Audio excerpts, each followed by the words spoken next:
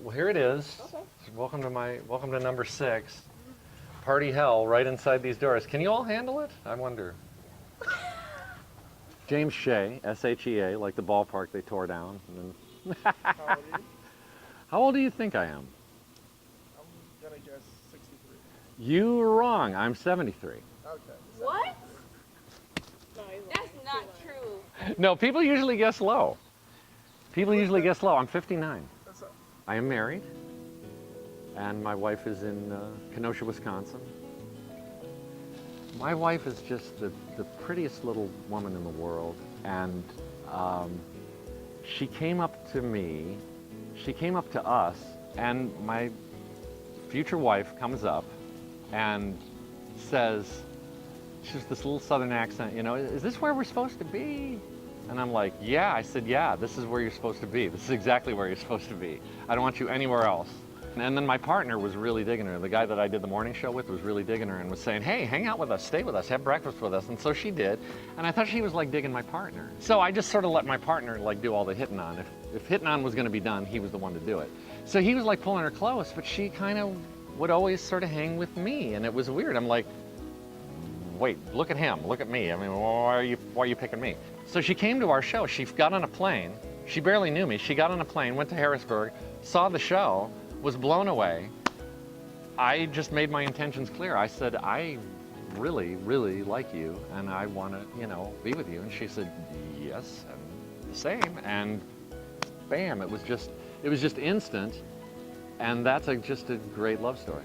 It's just she came to see my comedy show. He's very optimistic. He never gives up. I guess that's one of the reasons why he's even here. Like, he has earned everything. He's not just here just because. Like, he knows what he's doing in life, and like he knows how to get there. So that's a very good inspiration. I don't want to go all Brian Williams on you, but this really happened. Heard an explosion outside the gate, and I said, are we practicing? Is that one of ours? Is that okay? They said, when this thing comes, you keep your head down so you don't get clipped by the helicopter thing. I had a helmet on. I was totally, I mean, I was in the troops. People saluted me. They thought I was an officer or something. I'm just a radio guy doing a TV story. Well, as the helicopter was in the air, I heard another explosion that sounded like it was about 500 yards away, just boom. And so I got on, and sure enough, I hung on. And as we were going up, I had the conversation, you know, with the Almighty. Like, it's been good, if this is it.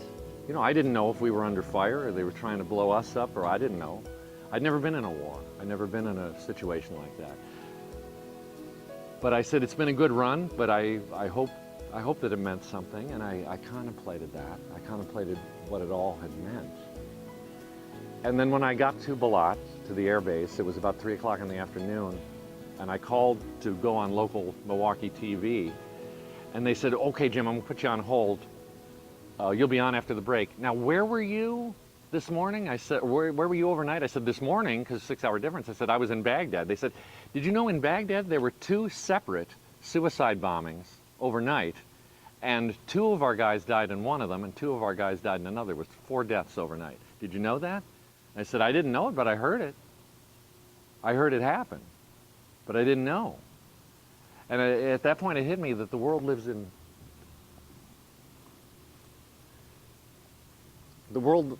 in darkness and fear. And I couldn't from that point on, I felt guilty about how good we have it. And I made it out of there alive, thank God. And when I got back, I wanted to join up. And they wouldn't have me. They said I was too old. And I said, under what circumstances would you take me? They said, well, if you're a physician, we could take you. I said, I'll get back to you. I went back to undergrad. It took me 5 years to get a biology degree. And I got accepted at 3 different schools of podiatry, and here I am. Perhaps someday I can rebuild a foot that was blown off by a landmine, or try to in some way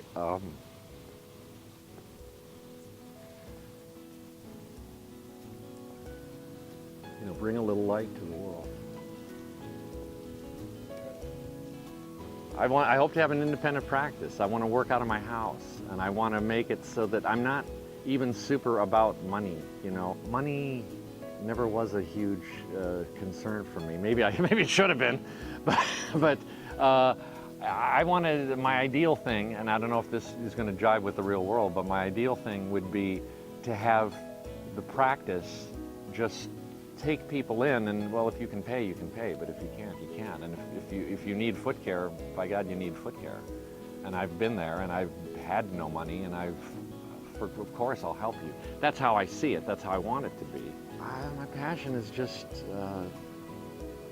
being that guy that people can depend on, people can go to.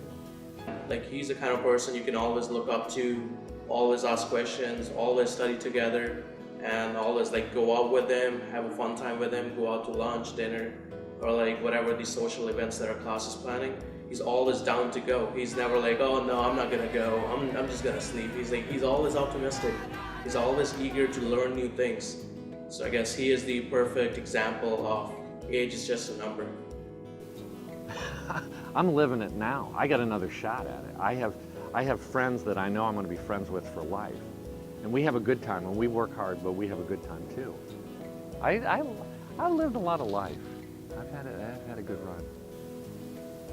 I mean, the next awesome thing is just right around the corner, man. It's just, who'd want to give that up?